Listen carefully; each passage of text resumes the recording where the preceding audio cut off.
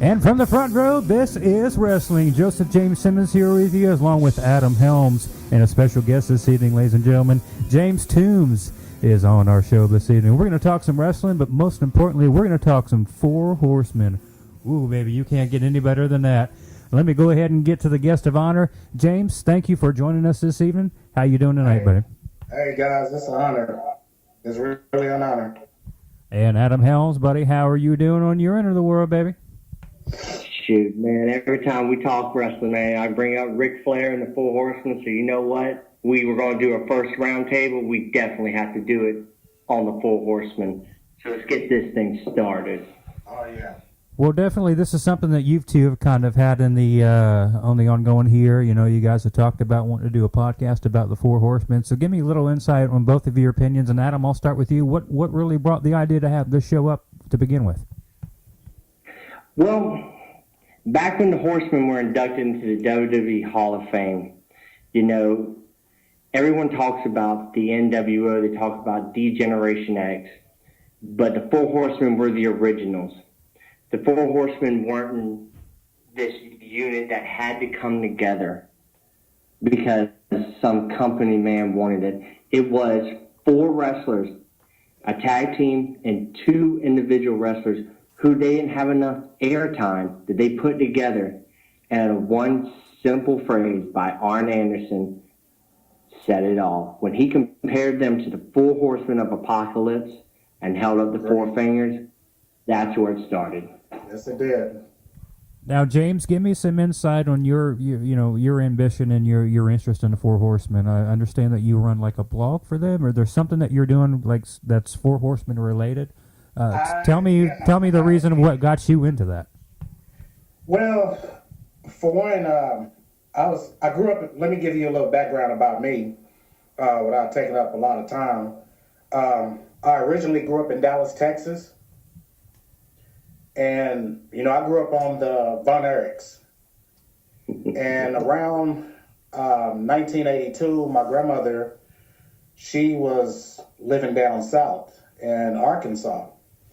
And I was kind of exposed to like Memphis wrestling, which was only like an hour away. But over on like Superstation TBS, I say around like 80, it was 82, 83, right when Georgia got ready to transition over to Mid-Atlantic.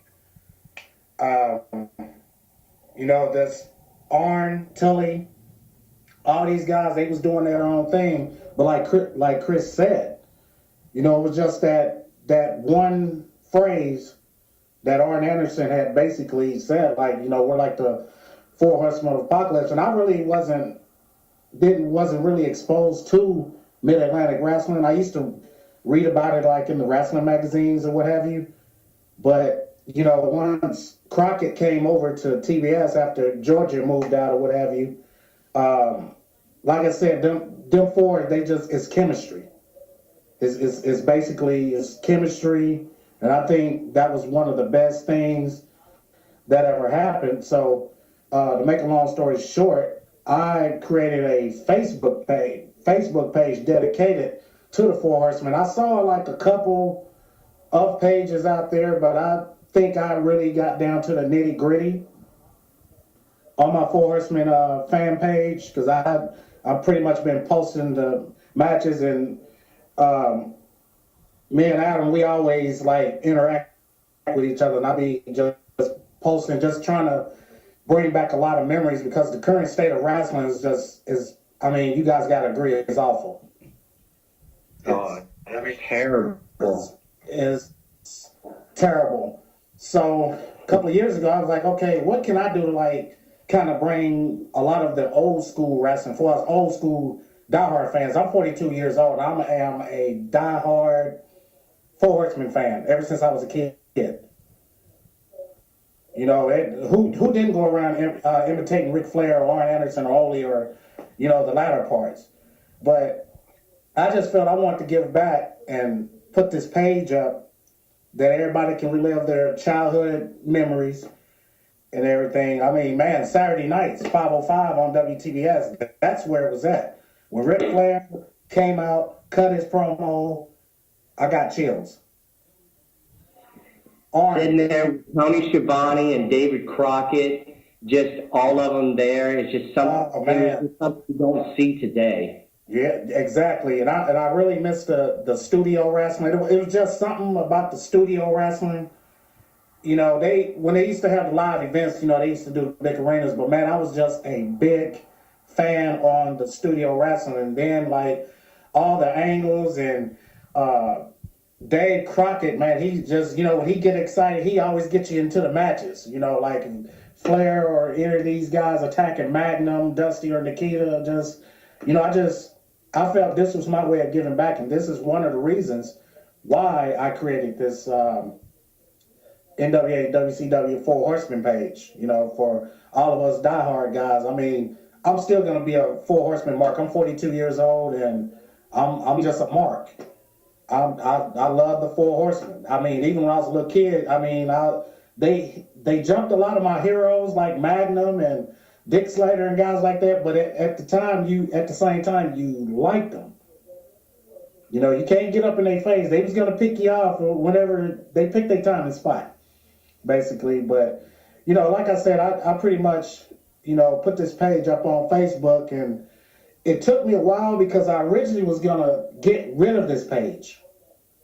Because at first, you know, I didn't get a lot of responses, and, you know, I didn't think about to run an ad, but around November of 2014, I don't know, by word of mouth, everybody spread the word, and it's like at 3,000 fan page likes, but those are 3,000 people that I'm glad that enjoy the content, because I post content on there daily, like the full shows that used to come on Saturdays, the pay-per-views and the whole nine. But I just feel that's my way of giving back to the wrestling community for diehard fans like us.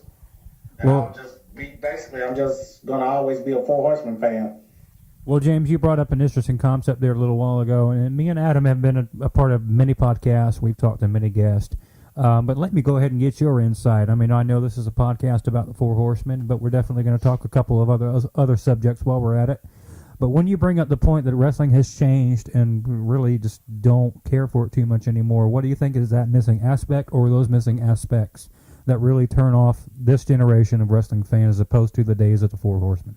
I mean, it's all of the above, because, okay, let's say back then when championships was contested, man, let's say me and Adam, we was wrestling back in the day. And let's say we was fighting over the Mid-Atlantic TV title. A feud went on a year or two. You know what I'm saying? And it's just a lot of, it kind of ticks me off, because a lot of these guys don't understand the psychology. You know, nowadays, Vince will throw somebody in the feud, it'll last, 45 days, it's done, you move on to the next one. Back in the day, you know, when they was fighting over championships, those championships had prestige. Everybody know, even, you know, if Ric Flair is the world heavyweight champion, and then you're the United States champion, originally, you're supposed to be the number one contender to that championship, right or wrong? Correct. Unless you were a horseman, if you're holding the U.S. title, then, you know. Exactly. Exactly. Now, you know, back even like the old WWF championship, when Backlund had it, and Patterson or one of those guys, or Greg Valentine, was Intercontinental champion, you was originally like the number one contender. Now you can be an Intercontinental champion, and you might be ranked number 15 or 16 at the Power 25, and you're a champion. It's just the belts don't have no prestige. A lot of the younger generation, they don't get it. All the flying around, I mean, it's okay. I mean, that was the era I grew up in with Mil Mascaras and all those guys kind of, you know, created all that, and Pepper Gomez and, you know, guys like that. But a lot of the younger crowd or the younger wrestlers today, they don't get the psychology of it. And I feel this day of time, a lot of the wrestlers have disrespected the culture. No one goes an hour anymore, or Nope. even 45 minutes. Nobody. Average match maybe go 20 to 25 minutes now, on average. On average, but I mean, I miss the 1 hour Broadways. That's like I said, the prestige, the code, the culture, and I was recently back here last year. I was on a wrestling documentary. A good friend of mine, Scott Kessler, did, and I covered this because I really hate the people that broke kayfabe. If there's anything where I want to pull my hair out, guys, that's one of the things. It was a code back then. None of the heels and the baby faces, you couldn't be seen together. Mm-hmm. It was just a code. I loved the code back then, and just over the years, people just have really disrespected the business, and I just kind of they got some pretty good indie organizations, but I always gonna say the 60s, 70s, and 80s, and the early parts of the 90s was always the best era. But I started seeing changes around like 1992. That's when the whole wrestling organization just everywhere it started taking a turn. And people started breaking kayfabe, and that's one of the things that really kind of got me heated. And I've had a couple of people say, well, you're just too old school. I mean, old school rules, that's where it was at. And it was just always a code. It was always a code, but a lot of guys, they don't respect the business. They say they do, but I don't think so. Well, Adam, let me go ahead and get some of your insight on that aspect of that question there. I mean, obviously, anybody who's a wrestling fan knows the industry has changed, just like anything. The change is always inevitable. Of course, we know with all three of us in this podcast right now and being our ages and experiencing what we've experienced, within the wrestling and how it's evolved throughout the years, what do you think is that missing aspect right now, or the missing aspects of the wrestling industry that's causing a real decline in the popularity of it? Well, because you take halfway decent wrestlers and you shove them down people's throats. I know I am the person who will always go against John Cena, especially when they're going around saying, is he going to break Flair's record? John Cena would be the greatest wrestler if he beats Flair's world title record. But here's the deal. Cena has been champion since WrestleMania 21. We're going into WrestleMania 31 this year. So 10 years going on the 16 to 17 reigns. Flair, 16 times in 40 years, 30, 40 years, and he was a world champion that, just like James said, he would travel everywhere. He was a legitimate world champion. You would see him in world class facing Kerry Von Erich. He would go to Memphis and face Jerry Lawler. He would go to the AWA when they would let him, and he would face Vern Gagne or Nick Bockwinkel. He would go to California. He would go everywhere. He was the true meaning of a world champion. Go over to Japan, fight Antonio Inoki and the Great Muta. And we just talked about, the high flyers. To this day, no one will ever, in my mind, touch the Great Muta when it comes to anything. Even to his day, he is old. He still scares me. There's something about that mask he wears now that still, when I was a little kid, just the face paint and the Orient brought it all together. And that's what wrestling's missing now, is that mystique. I never knew that Muta's real name is Koji Moto until I got older, and I was like, oh, really? The Great Muta didn't sound that great now, but you think back, you look at Gary Hart, you look at Dusty, who could bring in an audience, who dined with kings and queens and slept in alleys and dined on pork and beans. The common, there's so many different things, and that's what's missing is truth, but a mystique to it. They say now no wrestler has any more gimmicks. It's their real name. Well, Ric Flair wasn't a gimmick.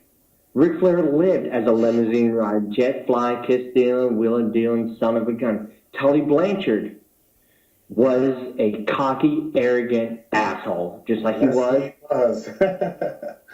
Yes. I mean, even to this day, even though he's the preacher, you can still see that cockiness in him, which he's passed on to his daughter, Tessa Blanchard. And we will also get into the genetics of the Horsemen a little later on.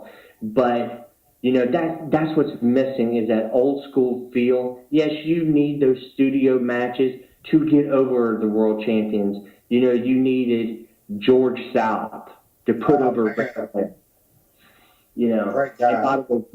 George South, great dude. Met him last year in August. Yes.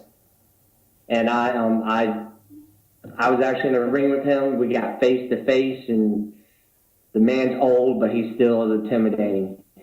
But I mean, it's just like that's what's missing. You know, I always say, why do I like an Iron Man match? It's because thank God it's an hour. You should be able, if you're watching a match, oh no, I gotta go to the bathroom. You come back and they're still in the same hold. Yeah. You know, Sting and Flair had that. You know, Arn and Dusty had it. You know, I mean, you just can't. It's a dead age. It'll never happen again. And I think a lot of things that you need an NWA and AWA because nowadays you get too tired of seeing people. People are hating Reigns right now. Even though last year they wanted Reigns to win the Royal Rumble, now they're hating Reigns because of what these smart marks, if you want to call them, these dirt sheet writers, which I'm one of the ones that, you know, used to write. So, I mean, I'm hating on myself here. But they would say, this is who you like, this is who you don't like. The fans made Dusty. The fans made Magnum TA. Actually, the ladies made Magnum TA. But, you know, it's like, those are all the things. Nikita Koloff, an American who spoke with a Russian accent, who pretended. Oh, God, yes, yes. I mean, and I found out recently Ivan Koloff, the Russian Bear, was Canadian, which will blow your mind. And also, Russian Bear Ivan Koloff DVD is now on sale at smartmarkvideos.com. Shoot out for Michael Elwood, the producer on that. Nice plug. Nice plug. To answer that, that's what's missing is the mystique and the actual caring about. You know, you go to a wrestling event to cheer and to hate people, and you know this will segue into our topic tonight, and that's what the Horsemen did. The demographic of 16 to 30-year-old men loved the Horsemen, the nightlife, the wrestling. But the thing is that they weren't just a gimmick on a piece of paper. They lived that life. If you look at the Ric Flair Full Horseman DVD, they would set Jimmy Crockett's plane in Vegas. They would fly to L.A., wrestle, fly back to Vegas, gamble, drink, get up, work out, hit the arena. They were the first ones there and the last ones to leave. They watched every single matches, and they had the genuine competition between each other. There were four guys who went there and showed what this business is, and that's why their longevity, and that's why everyone wants to copy them. Evolution, DX, the NWO. You know, the NWO, everyone says, was the first heel faction to hold a world champion. Wrong. Ric Flair and the Full Horsemen were. So, Joe, going into that, you tell me what you think is wrong with sports entertainment now. Well, there's a couple of things that I can bring up right now because I am a child of the 60s, 70s, and 80s, man. I love the Hulk Hogan, the Ultimate Warrior days. I love those things. But I can tell you one thing that I can guarantee you right now, the thing that has really killed the wrestling is the age of the Internet. Oh. Okay? Because here's the fact. The age of the Internet, if you look on right now, and if you're a part of Facebook wrestling, you know, pages, and you can look on news media outlets and websites, they're giving away these rumors or these expected to what's going to happen. What really, I mean, they probably mean good, but what really happens is you take the predictability and you take the excitement out of it now. Yes. because 90% of the time, the things that you actually do read in the papers or when you're going to an online website to read about news, 90% of the time, the articles they're posting are actually true. So it takes away the excitement about any about. I don't mean to cut you off, Joe, but that's where I was getting into as far as people breaking kayfabe, and you just put the nail in the coffin. Just, people pre-giving match results and the whole nine, and it just that's where I had a problem at with people breaking kayfabe and not respecting the culture. Absolutely. And James, I mean, are you like me right now? Remember back in the days when you were watching a pay-per-view or a wrestling match, like a Hulk Hogan and Ultimate Warrior WrestleMania 6, and you were on the edge of your seat? All the time. But right now you're not. It's just like sit back, relax, just see what happens, because I've already pretty much read what's going to happen anyway. Just let's see if they're right. It's kind of more of a let's gamble on whether they're right or wrong, if this is really going to happen or not. You know what I mean? Yeah, So it's pretty predictable. it's extremely predictable, and again, that's why I think the internet has really killed the sports entertainment industry as far as the wrestling industry goes. Because I mean, you've got 200-300 articles a day being posted about predictions and rumors about what's going to happen with this pay-per-view or what's going to happen with this character. They're going to turn face, they're going to turn heel, they're going to turn on somebody, they're going to win the championship. Another thing, just the craftsmanship of the sport. There's no respect for it. No. I mean, I'm okay with going and watching Ric Flair, not this whatever, Ric Flair versus Sting. I could love to watch them for an hour. And I don't care if they're doing the same 10 moves the entire time, because they're selling it. Yes. They're selling their personas, they're selling their characters, they're selling their craft. And the craftsmanship in the wrestling industry with the people that we have today, there is no craft, there's no stylization. And honestly, the way they do this, it's an entertainment now, but a lot of the wrestlers out here have just completely disrespected this industry. Yes, they did. They have gone in it for all the wrong reasons. They have gone in it for themselves and themselves only. It's not about the fans. It's not about the company. It's just, I want to have the spotlight on me one time. So I'm going to go into a wrestling ring, we're going to do a couple of moves, and hopefully I'll become famous.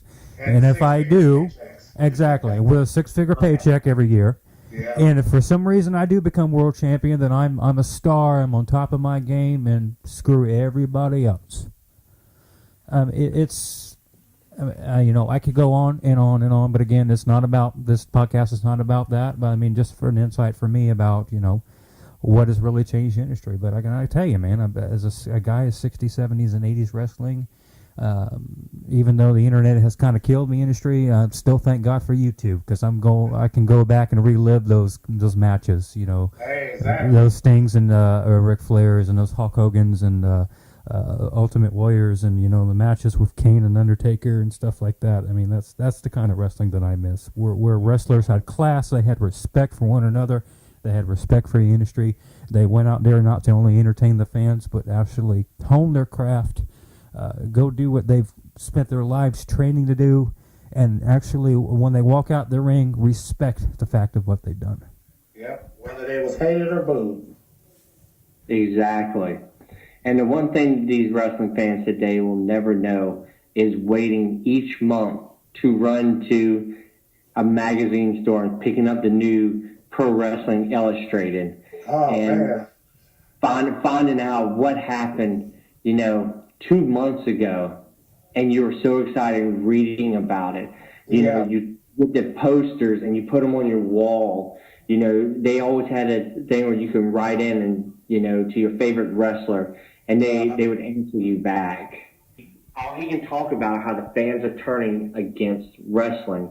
And, that question, segues great into, once again to the topic tonight, because later on we are going to talk about the dispute with WCW and Ric Flair and how that hit really close to home. But, let's go in and let's talk about, tonight's topic. Tonight's topic is the Four Horsemen. We started off with Arn Anderson, Ric Flair, Tully Blanchard, and Ole Anderson with J.J. Dillon. And absolutely, Adam, and more about the Four Horsemen when we come back from this quick commercial break. Joseph James Simmons, Adam Helms, James Toombs here with you this evening on this edition of From the Front Row. This is Wrestling. We definitely appreciate you guys giving us a listen this evening, or today, or this morning, whatever day it is, whatever time of day it is. We definitely appreciate you being a part of these podcasts and joining us each and every week as we have wonderful guests and wonderful topics. But like I said, let's go ahead and take a quick commercial break here. Let's take care of the people who take care of us. From the Front Row, this is Wrestling. We'll be right back right after this. Hey, wrestling fans, this is James Toombs. If you get a chance, go check out my Four Horsemen fan page on Facebook at www.facebook.com/NWA Four Horsemen page. We'll really appreciate it. If you're inspired to become a professional wrestler but don't know where to begin, then I suggest you check out Rick Drayson's Professional School of Wrestling. Located in Sherman Oaks, California, Rick Drayson has over 50 years of experience and will teach you all you need to know about the basics of the wrestling industry. Check Rick Drayson out at rickdrayson.com. That's RICDRASIN. Rick Drayson's Professional School of Wrestling, where wrestling starts here.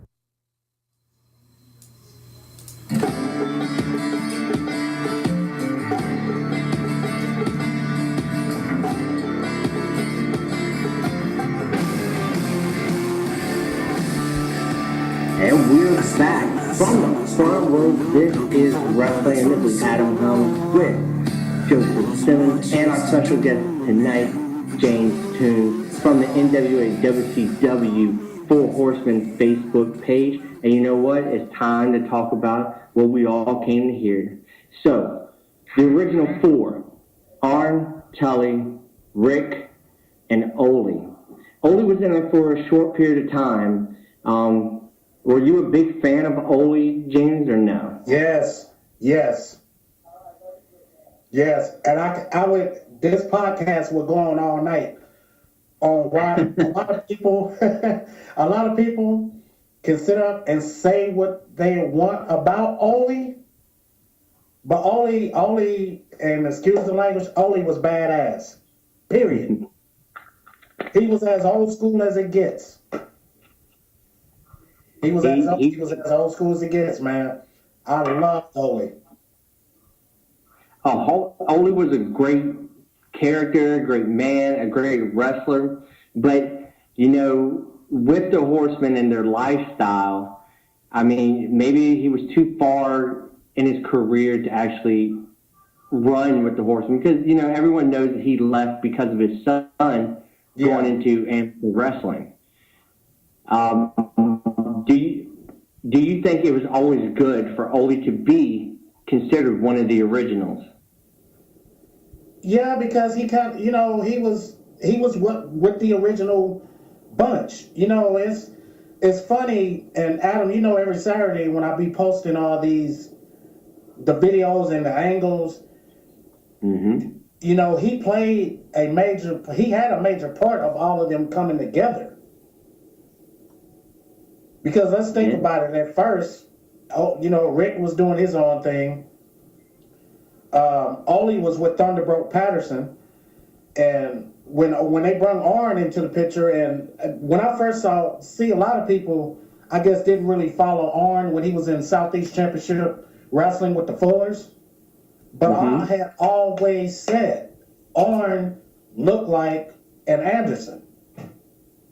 But I remember he was a jobber down in Mid-South when he was going under his real name, like Marty Lundy or what have you. But once he came in to the Mid-Atlantic territory, he hit his niche. And that thing, like, I know both of you guys remember the angle where Ole, he turned on Thunderbolt Patterson.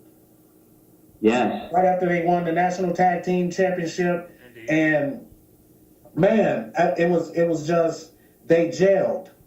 When Ole, you know, he got Arn into the mix. And whoever knew Arn was a good talker, Ole was a good talker. But I think what pretty much led to Ole's downfall, Ole broke in the sport like, what, the mid-'60s?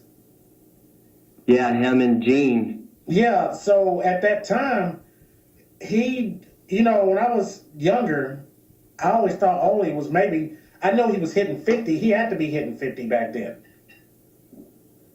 And it was just he's what, in his mid 80s right now? yeah, Something he's like something, that. yeah. And he was he was. I always say he was a perfect horseman, but at the time, it just you knew something was wrong when he wasn't really showing up. At the time when Luger came in, Luger had just came in from Florida with the Grams or what have you, and I think then his career was winding down because Ole wasn't the flashy type like the other three was. He was No. just generic but old school. But he would beat the hell out of you though. I mean, he was man. He was just he was a big dude, and he basically he started the mold, but at the same time he wasn't with them long, but maybe a year.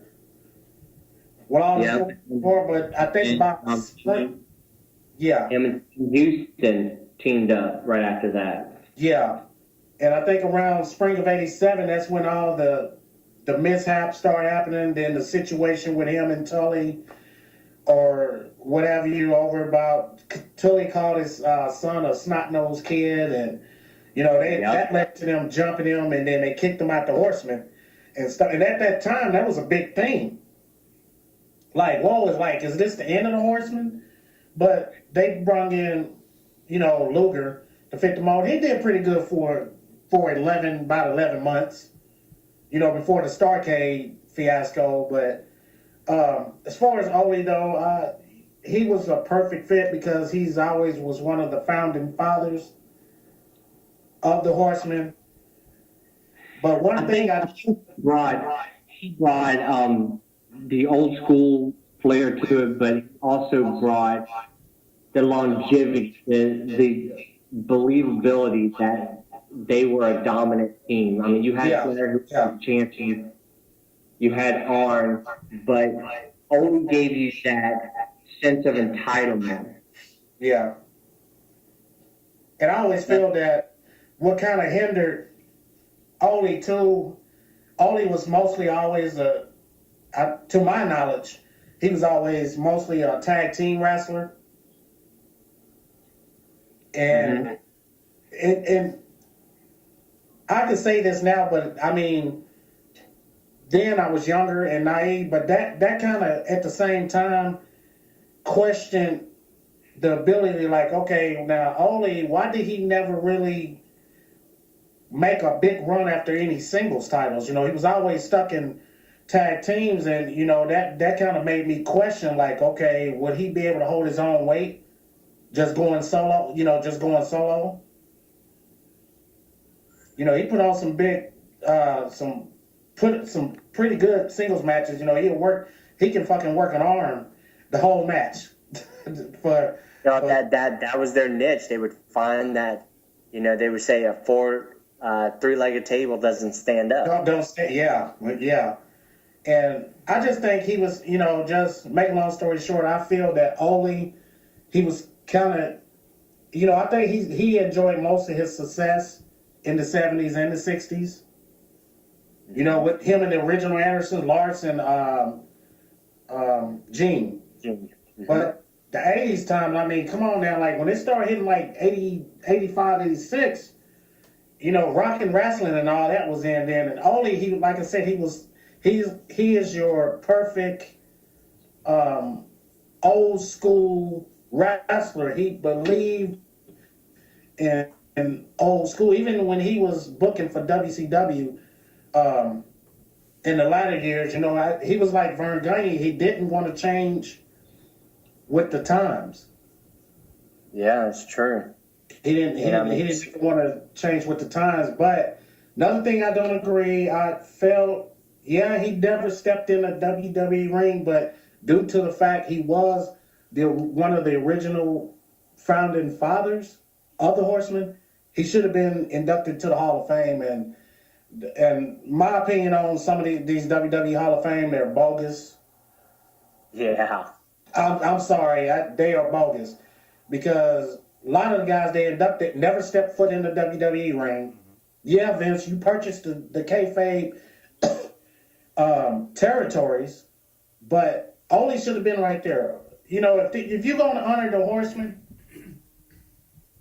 Yeah, you have to put Ole in. You have to put Ole in. You had to put Barry in. And Barry, man, when he came into the fray, Lord Jesus, man, that was perfect. Oh, perfect. Yeah, we were just about to talk about him. Me, personally, I think that was the best version. Beside when Ole was with him, the first version. And when Barry came in, man, they had all the belts. They had all the main belts. It don't get no better than that. And Barry he was just a natural athlete. You know, the son of Blackjack Mulligan, you know, he was the perfect fit. Yeah. Barry he was a good worker, man. I can't say nothing bad about Barry Windham. I love Barry Windham when he was in Florida. I mean, man, watching him when he was younger, when he was 19, 20, you know, him and Jake was teaming up in Mid-Atlantic for a little bit. Then he went, when he was Blackjack Mulligan Jr., but he really hit his stride when he went over to Florida. And then that match where he took Flair at the Battle of the Belts in 86. Mm-hmm. 1 hour? This guy, Barry had to be 23, 24 years old at the time. And you went an hour with Flair. It went 1 hour with Flair. Couldn't nobody do it. He went 1 hour. Well, back in those days, it was hard for anybody to go an hour with Flair. Man, Flair could have a hangover and he come to a match, and he can work. He can go 2 or 3 hours if he had to. Oh, it's because the guy respected his sport. He respected his craft. He spent every waking moment just about wrestling. I mean, so it was hard for anybody to be able to keep up with him because I mean, he had the talent, he had the ambition, he had the drive, he had the stamina, he had the move repertoire. I mean, if you name it, he had it. He had the persona, he had the style, he had the promos. You put a mic in front of his hands, and it's just like it's pure gold. If you put a mic in Ric Flair's hand, you never know what's going to happen whenever you put a microphone in his hand and expect him to talk. But whatever comes out is going to be it's going to be gold. And you know what's funny, Joe? I'm glad you mentioned that. Adam, do you remember like a couple of weeks ago on the Four Horsemen page? I think it was like a month ago. I put like nothing. I put like an hour up, like of Ric Flair, just his interviews. Do you kind of remember that? Yes. Man, you can just sit up and just listen to Flair's, and he can be a comedian too. What's the little thing he used to do, and he used to fall on the ground and do the little Jimmy Valiant shake or whatever. Flair, he could, and I remember it was one incident. He said he had all the horsemen right there, and he said, Ricky Morton, if I want to smack you, we can just smack you like that. If only want to smack your lady and just, I mean, all these that was unheard of back then. Ric Flair. Well, you know, speaking about with Ricky Morton, you know, his stuff. It's like when they were having that feud, Flair and Morton. It was like you like the girls with the training bras. I like the ones with the full sweater. Yes. Flair. He can have you. His interviews is so intense, but man, I mean, when he hit the funny moments, he gets his point across. But man, I mean, he's a talker. Oh, he's definitely a talker. I mean, he can make you. He can make you go hell yeah after what he just said, or he can make you laugh out loud after the things that he just said. Yeah. Or I mean, just some of those interviews, you can see the intensity in his face, and you know, like, oh shit, it's on. It's on, you know? So. The best thing that he did is and they did exactly what those TV spots did. Yes. They sold their arenas. They got you into those arenas. When they brought up the concept of war games, who better to put in there than the Horsemen, Dusty, the Road Warriors, and Nikita Koloff? Because those was the 8 hottest guys in the territory at that time. Oh, yeah, absolutely. Exactly. And who could sell it better than them? They would talk about it. Then you've never seen war games before. All you've seen cages, you've seen, 6 and 8 man tag matches. But when you hear them talk about 2 rings set aside, Arn and Dusty started off, and you're thinking of this concept. Okay, you're in the ring for 5 minutes, and every minute someone comes in, and it just so happens that the third person in was from the heel side. It just always worked out that way. It always worked. You're right, Adam. It always worked. Again, one more reason why I feel sorry for today's youth, because they didn't get to experience things like that, man. That was just the most incredible stuff. But Joe, what's another thing what I miss about some of the promos? Back then, like the Horsemen, the baby faces, the Armstrongs and Tully, Arn, everybody, whatever city they was getting ready to go to, they promote it. They do a promo. The announcers sit up and tell all the matches. They'll run down the card. And remember, they used to do the promos, and they have the little cage in the back with the little NWA emblem on it. And anybody, even the guys on the undercard like Denny Brown or Hector Guerrero and all the guys that was the mid carders, they cut a promo. They always promote the upcoming towns that they was traveling to, and I kind of wish Vince would incorporate that into the territories today. But hell, let's say they in Chicago one night. The same matches that was in Chicago, they're gonna take it to the next city. Yeah, with the same storyline. Same storyline. Same finish. And see, that was another point that I never knew what the first town saw. Exactly, and that's another point that I meant to bring up when we were asking that question earlier. What's really gone wrong with the wrestling industry these days? Another thing that I can probably tell you, and you guys might agree, is the lack of the independent promotions. Adam, I'll let you cover that one. Yes and no.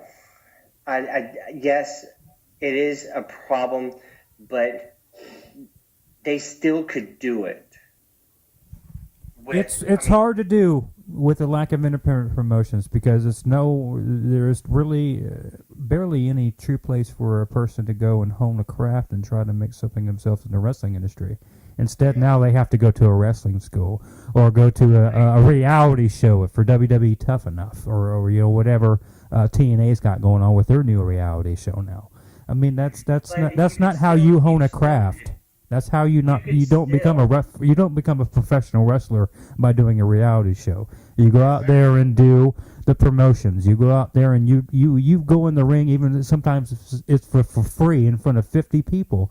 And you hone your craft, you hone your skills, and you try to do the best that you can and become a professional wrestler and hope that somebody notices you. And that's what it is. That is a great point. But I want you say it's a lack of independence. Back in the territory eras, there wasn't really, even though there was a lot of places for them to go, there wasn't a lot of territories, because the Crockett's did Virginia, North, South Carolina. When they bought out Georgia, they could go to Georgia. These companies went to several states. Independent shows now just stay local. Like here in South Carolina, we got 4 of them: Old School Championship Wrestling, XWF, the South Carolina Professional Wrestling. There's so many of them going on here, but that's the NWA still could work today if they would join forces and actually share. NWA Wildside can go from Alabama, Louisiana, Tennessee, and they would move all around. They would make more money, and they would do all this stuff. But then it's like everyone can be a photographer now. You have a cell phone now. Everybody can be a photographer. Anyone can be a wrestler now. You just won't get seen.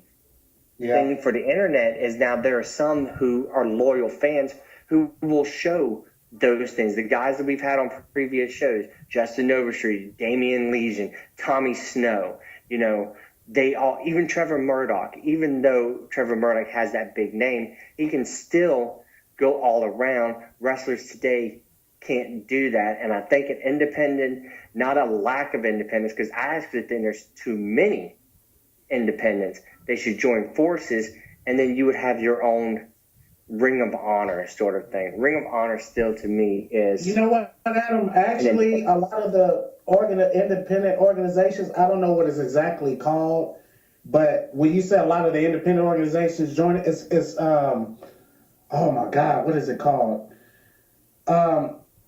It's like a United Wrestling Network or something to that nature.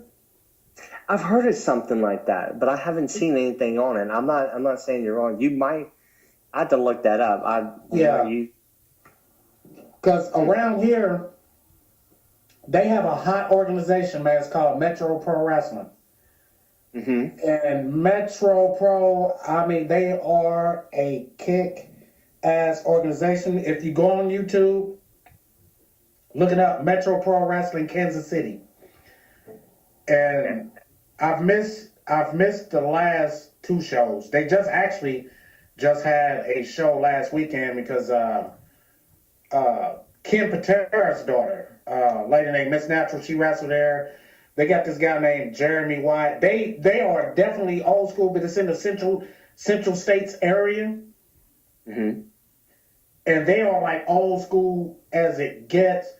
And when you look at their product, because Adam Pearce and Colt Cabana, they was making appearances there. They was fighting over the NWA. They was fighting over the NWA title. And that's another guy I have to commend him. You know, not just because he's from my hometown, Chicago. Adam Pearce brought a lot of credibility back to the National Wrestling Alliance. I actually saw an Adam Pearce match. I just switched over to DirecTV, and I get professional wrestling out of Hollywood, and I just saw Colt Cabana and Adam Pearce. That's where he was at. And like NWA Hollywood and Metro Pro Wrestling, it's a couple of independent organizations. They like under one banner now. They're under one banner, and I guarantee you, a lot of these guys and the wrestlers that they have, if they was to play it right, they could put Vince right out of business. And that's what I would say. If you guys get the chance, watch Metro Pro Wrestling, because that's as old school as it gets. Kind of Mid-South, Mid-Atlantic. It's kind of everything combined into one. And the championships there has prestige. Yes. And it has prestige. And that's why I'm going to go back on Oli at. Like I said, I've watched and heard a lot of shoot interviews over the years. And yeah, nowadays, I mean, Oli, he's grouchy, he's irritable, he still got a lot of hatred in his heart, but that's where it goes. Sometimes you have to change with the times. Mm-hmm. And I feel that Crockett would still be in business if they would have had change with the times. But, you know, you bring in idiots like Bischoff and all these guys in, you know, in the latter days, it was just doomed. It was doomed. And, you know, a lot of people can say what they want to about Oli, but like I said, he stuck to tradition. Tully, he stuck to tradition. Arn, all these guys today, and I'm kind of glad Arn is up, you know, he's up there in Connecticut, like passing his knowledge on to a lot of the younger wrestlers. Mm-hmm.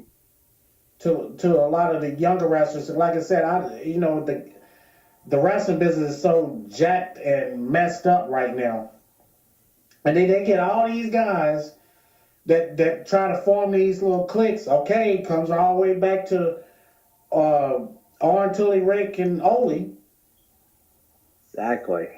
But the only people to this day that came close to being an actual Four Horsemen was Evolution.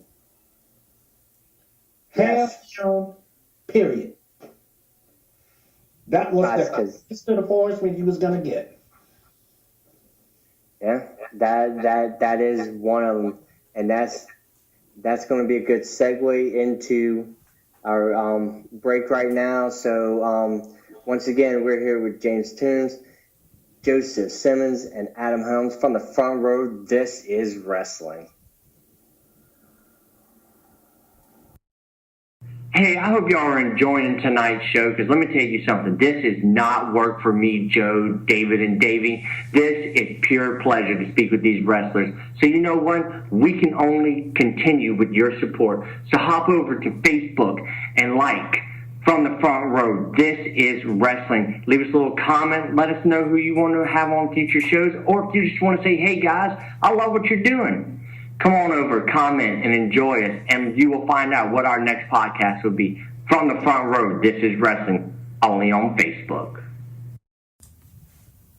Calling all independent wrestling promoters. If you have an event coming up and you would like us here from the front row to help blast your event, please send us a message at facebook.com from the front row. Again, that's facebook.com from the front row, and let's help you spread the word.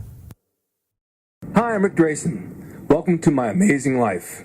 It's been a great life, and it's truly, truly amazing to me, and I've accomplished everything I've set out. But I'm not done yet. I got a few good years left. So I hope you'll take the time to visit my site, click on the links, look at the articles, look at the photos, look at the videos.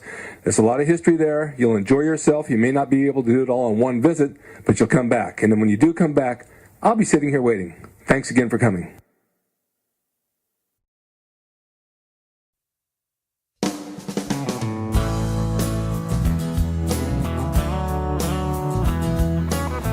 And from the front row, this is wrestling. Joseph James Simmons here along with Adam Helms. Guys, I'm going to go ahead and start off with a question here for you guys. And Adam, let me go ahead and start with you. We're talking about the Four Horsemen this evening, ladies and gentlemen, if you're just joining us, or if you're just clicking on this podcast and breezing through to see what our topics are. We're talking about the Four Horsemen. Adam, let me ask you this question. Obviously, nothing ever beats the original. But if there's another faction of the Four Horsemen throughout the history of their existence, what other part of the four were the best for you? And what other members really clicked and kind of kept that magic alive for you? Well, as James and myself said earlier, the one with Barry Windham, Tully, Arn, and Flair was second to the original.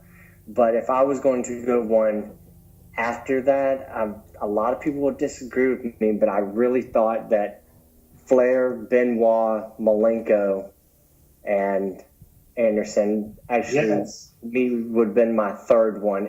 That's one of the lost ones that a lot of people don't talk about because it got lost in the NWO and everything like that era. But that one, just because of Benoit and Malenko, their old school mentalities, their, just the way they were, Benoit reminded me of what Arn was. Like, he was that calculating, cold, and just intensity. And Malenko, even though he didn't have the cockiness, reminded me of his size, reminded me of Tully. And, Arn brought in my opinion, the Ole factor. He was the wise one. He's the one that guided him, showed him what to do. And Flair, of course, being Flair, the patriarch and the leader of it all. He took two great superstars and made them. There is no person besides one who I would ever say, has disgraced the name Horseman. And that one, I hate to say, is Paul Roma. Oh. I like Paul Roma, but not as a Horseman. That was my only thing with him. And, of course, Sid. But, Sid was powerful, and Sid is Sid. Yeah. But, you just don't have a pair of scissors near him. But, it's just, just Benoit and Malenko just brought a whole breath of fresh air to the Horsemen and brought a legitimacy to them. Now, James, I was hearing you saying yes to that comment, and then those comments that Adam were making. Would that be something that you agree with? Man, I was so happy.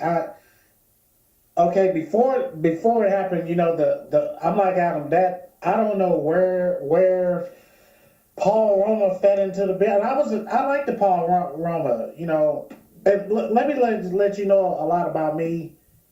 I was always for the underdogs.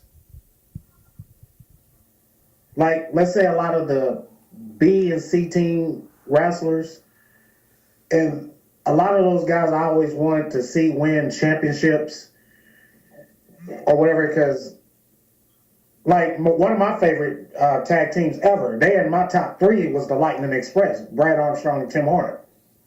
Mm-hmm. And they was like the underdogs. They was not no big guys, but Benoit and Malenko kind of fit that mold of the Lightning Express. Okay, they're not getting a lot of attention, but I had always imagined it like, okay, if Flair and Arn, if they need to recruit somebody, recruit these guys. They was badass, man. Malenko, he tie you up 5,001 ways, and Benoit, he was just gritty, in your face, power. He was no big dude, but I mean, man, he was rock solid. He was what, 225 pounds? Mm-hmm. And what I liked about Malenko didn't do a lot of talking, and I'd rather for Malenko not talk. He went in the ring and man, he kicked tail. And that's another one of my. I'm like Adam, when they brought Malenko and Benoit into the fold, that was like one of my favorite versions too. I'm like, man, that's okay. These guys, they're gonna gel, but some of the other horsemen guys that they had, like when one horseman get in trouble, back in the day, here comes Ole, here comes Tully, or here comes Barry. Somebody's gonna try to run interference, but some of the other versions are like, man, if Arn getting jumped, they was nowhere to be found. And that was kind of irritating me. Like, to this day, and I love Brian Pillman, rest his soul. Where did he fit in on the Horseman at? I think they made him, like a Arn Anderson, Ric Flair kind of thing. Like they mixed them together. They just didn't have anything for him, because I think they brought Brian in to hold the spot for Benoit. Yeah, because Brian left. I think later in the year he went to the WWF. But man, when Benoit came in, way before they recruited Mongo and Malenko, I mean, yeah. And a lot of people criticize Mongo, but Mongo was like the muscle when he came in. I liked that version too. But I mean, the cream of the crop, I mean, after all versions was Flair, Benoit, Malenko, Anderson. Mm-hmm. I mean, everybody had a lot to offer. Arn could tear you apart. Rick could tear you apart, but he would instigate a lot of stuff. But he always had his three backup, though. Exactly. So, Joe, what did you think besides Ole, Arn, Flair, and Tully? I mean, guys, I got to be in agreement with you.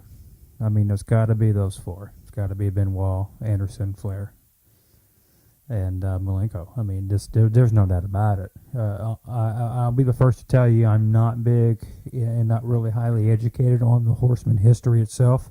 I can tell you the originals, and I can tell you the Malenko, Benoit, Arn Anderson, Ric Flair during the Horseman eras. There's not a whole lot that I can tell you after that. Okay. And I'm not ashamed to say it. I mean, not everybody's going to know everything, but that was probably my favorite faction of the Horsemen, because you had four completely different personalities that became one. I mean, they were four completely different people, four completely different wrestlers with their styles, four completely different wrestlers with their personas, their attitudes, the way they carried themselves. No matter what they did, they were completely different, but yet they made that work as one. Exactly. And I think it was, the original Horseman, yes, like I said earlier, I mean, you can never beat the original. You cannot beat an original. But I think with all the different factions they had with the Horsemen, I think that was probably what really put them back on the map. After the switch of different characters and different wrestlers coming in and out, doing this, turning their backs, cheating them out, or doing this and doing that. I think that's really what brought the Horsemen back on the map, was the fact of having Arn Anderson, Ric Flair, Dean Malenko, and Chris Benoit all together as considered the, quote, Four Horsemen, because they were all people of their craft. They had, all four of them had completely different wrestling styles. You had the submissionist, and then you had the brute strength guy. Then you have the guy who just plays mind games with you. I mean, it doesn't matter, So, but they made that work, and it was so much fun to sit there and watch them. It was absolutely a wonderful thing. It was magic. It was just, that's the only word I can use for that. It was magic. Yes. And they always go back, Joe. Flair was the instigator. There ain't no doubt Flair was the instigator. He still plays mind games to this day. So, I mean, he's not going to change. He's not. The dirtiest player in the game, baby. The dirtiest player in the game. Yeah. We all sat here and we talked about, the best. So let's talk about, we said that earlier that Paul Roman didn't deserve to be in the Horsemen. Can you name any other Horsemen that did not belong? And James, we're going to go ahead and we're going to start with you. Oh, let me go down to history. Pillman was one. I liked the idea at first, but it just he fitted at first, but this thing with him and Kevin Sullivan, it kind of just got sidetracked. I'm like, come on, man, that's not a Horseman. Who's gonna run? Pillman, they had him as this loose cannon.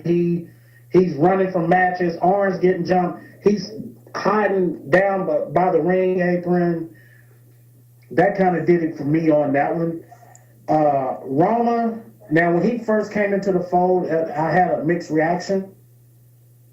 Like, okay, let's see if he's gonna fit the mold. But notice when he got with Flair and them, notice they didn't never search for a fourth Horseman, or is it just me? Ole was in it at that time. It was just only three of them at that time, the whole year. Yeah, when Roma was announced, Ole was there because it was done on Flair for a gold. Yeah. And then right afterwards, Ole left. It was. Now, I know I'm probably going off the subject, but I'm gonna tell you one guy, and it's probably gonna the light bulb gonna kick off. I'm gonna tell you one guy that I wish had been a Horseman. Gino Hernandez. Before his death, he would have fit in perfectly. Yeah. Exactly, yeah. Gino Hernandez was the perfect fit. The lifestyle he lived. I mean, he even brought credibility back to Gentleman Chris Adams. So, yeah, yes, he was a great... He did. I like to see it. Sid was... I don't know, like I said, everybody had mixed reactions of Sid, but Sid was bad ass, but his temper. But to me, that blended in with the Horsemen. That blended in. I liked the Luger when he came in. When Ole was going out, Luger came in from Florida. Luger had a big run in Florida. And he came in, and he fit the mold for about 11 months. But I think it got to the point Luger probably wanted to do his own thing. So they were grooming him for the world title. Yeah, pretty much. Let's not leave out the icon Sting. That I knew that wasn't gonna last. That was a disaster waiting to happen because Sting was a big threat to Flair. Yeah, there was no point to it. Didn't advance the storyline at all. There was no point for Sting to be part of the Horsemen at all. So The answer to that whole question, Joe and Adam, Sting, Pillman, Roma. I like it. Joe, do you have any in mind? Huh? I said Joe had any in mind. Oh. You know, there's through the aspects of the Four Horsemen, there's honestly only one name that kind of sticks out for me, and that's one that James kind of mentioned was Pillman. It just didn't make sense. It did not at all. It didn't make sense, and I really don't think. And don't get me wrong, Pillman was a very talented wrestler. I mean, he could do some things. I don't think he honed his craft quite as much as he probably could, or have took the effort to do so. God rest his soul. But I really don't think that they knew what to do with him. Because, I mean, really, if you look at his career, he was kind of all over the place. Yeah, yes, he was. He was a solo, and then he was a tag team, and then all of a sudden he's in the Horsemen, and then he's back to an individual again. He was everywhere, and I don't think really anybody knew how to follow him or what was going to go on with him, because every 6 months they were doing something different with him. Well, though, Joe, now when they had him in Austin as a Hollywood Bloods, oh man, that was magic. Oh yeah, that was magic. There's no doubt about it. And it was just it was very confusing why they broke that team up too. And after that, Because it happened at the spur of the moment. It happened at the spur of the moment. Nobody knew. There was no storyline behind the fact of the tag team breaking up. It was just all of a sudden Hollywood Blondes are done. oh my God! I mean, I hate that. I was kind of upset when they broke that. When they broke that team up. Now turning him heel at Clash of the Champions 20 when he slapped my guy, Brad Armstrong. I was heated at Pillman, because everybody that knows me know I am a Bob and Brad Armstrong diehard fan. Period. Hands down. I love Bob and Brad, man. Bob, he was old school, but he could kick your tail. When it get time to get down to boogie, he go to war.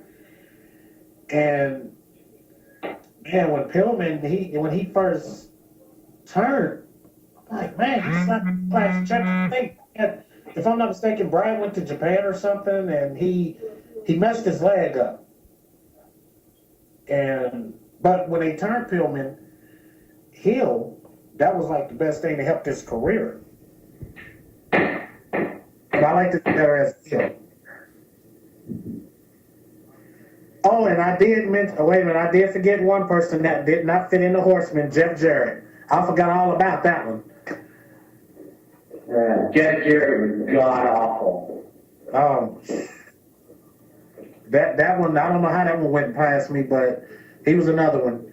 So I rephrased that, Joe and Adam. Jarrett, Sting, Pillman, Roma. All right, I'm going to throw a name out there that a lot of people forgot. And he's from a great wrestling family. Kendall Windham. Oh, yes. And you know what? I just posted, Adam, did you see that when I posted that like a couple of weeks ago? The match with Kendall, he was wrestling with Eddie Gilbert. He was wrestling with Hot Stuff Eddie Gilbert. He turned on Eddie Gilbert and joined the Horsemen. Joe, you have to go and check out my page, man. I literally just posted that about a month ago. I'll definitely do that. Because he wasn't really involved in the whole match, and then once Gilbert tagged him out, Kendall came in, and he sucker punched Gilbert. He jumped him and everything. Yeah, Kendall. Okay, that's 5 people. So yeah, Kendall wasn't a perfect fit either, but he didn't have as much success as his brother Barry did either. But at the time, the territory was down. Everybody was jumping ship to the WWF. Yeah. So that was because bad. at that time they brought in They brought in Hiro Matsuda at that time. Yeah.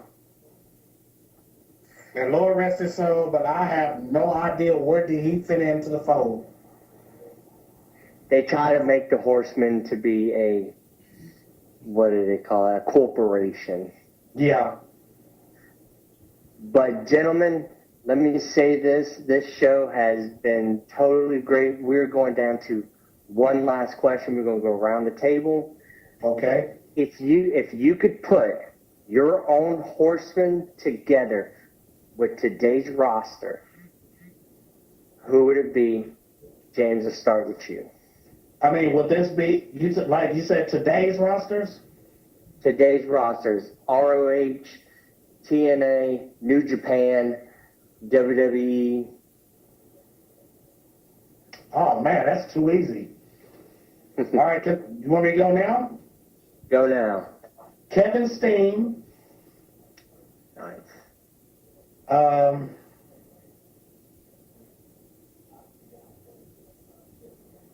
Man, I got like three more. Kevin Steen. I thought you said this was easy. I had to think. With Kevin Steen, he's him. Adam Pearce. Of course. I have to put Randy Orton in the mix. I'm sorry. He's still kind of no argument with Orton. Orton's a great choice to be in. He's a perfect fit. With Adam Pearce playing the role of Ric Flair. So you got Kevin Steen, Randy Orton, Adam Pearce, and Christopher Daniels. Nice. That'll round out today's version of the Four Horsemen. All right, Joe, what do you got? You know what? I'm gonna go with Sting. I'm gonna go with AJ Styles. I'm gonna go with Randy Orton, and I'm gonna go with Lance Storm, or not Lance Storm, James Storm. Interesting. I said, damn, you got a Lance Storm? Holy crap. You outdid me that time, Adam. That's a good choice, though. That's a good choice. Man, that's a nice lineup. You did. All right, so for mine, oh, man. Jeez. All right. In the Oli role as your senior wrestler,